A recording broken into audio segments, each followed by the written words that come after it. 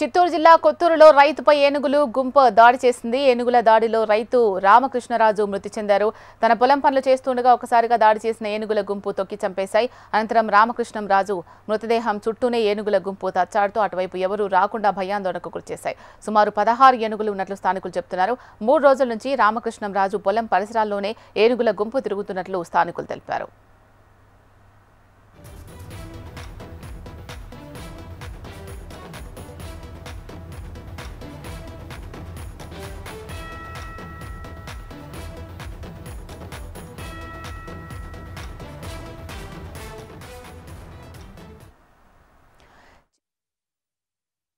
ఏనుగుల గుంపు దాడి చేసింది. ఏనుగుల దాడిలో రైతు రామకృష్ణరాజు మృతి చెందారు.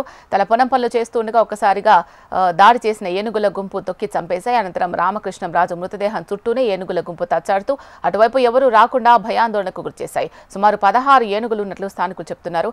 3 రోజుల నుంచి రామకృష్ణరాజు పొలం పరిసరాల్లోనే ఏనుగుల గుంపు తిరుగుతున్నట్లు స్థానికులు తెలిపారు.